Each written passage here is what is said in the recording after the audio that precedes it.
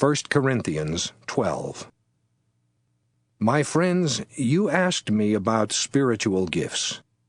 I want you to remember that before you became followers of the Lord, you were led in all the wrong ways by idols that cannot even talk.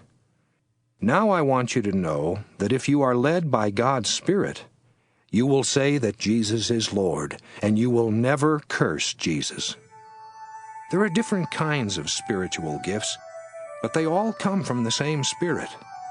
There are different ways to serve the same Lord, and we can each do different things. Yet the same God works in all of us and helps us in everything we do. The Spirit has given each of us a special way of serving others. Some of us can speak with wisdom, while others can speak with knowledge. But these gifts come from the same Spirit. To others, the Spirit has given great faith, or the power to heal the sick, or the power to work mighty miracles. Some of us are prophets, and some of us recognize when God's Spirit is present. Others can speak different kinds of languages, and still others can tell what these languages mean. But it is the Spirit who does all this and decides which gifts to give to each of us.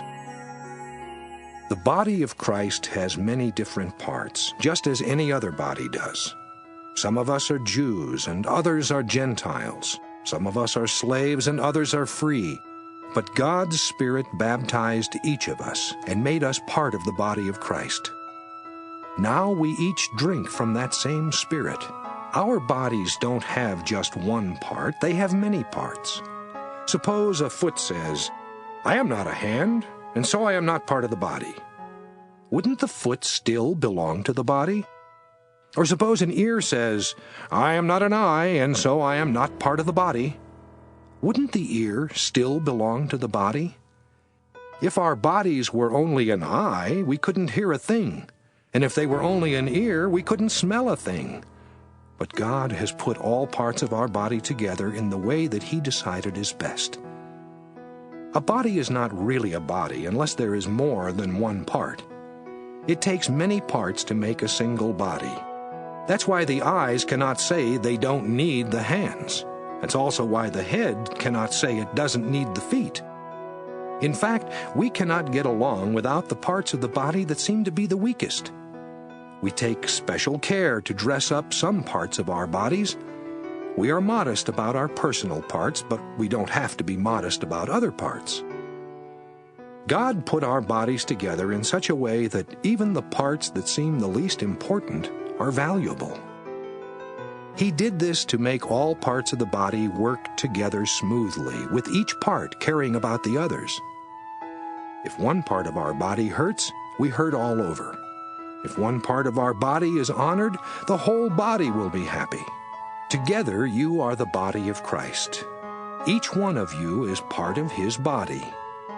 First, God chose some people to be apostles and prophets and teachers for the church. But He also chose some to work miracles, or heal the sick, or help others, or be leaders, or speak different kinds of languages. Not everyone is an apostle. Not everyone is a prophet. Not everyone is a teacher. Not everyone can work miracles. Not everyone can heal the sick. Not everyone can speak different kinds of languages. Not everyone can tell what these languages mean.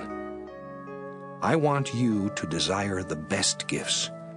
So I will show you a much better way.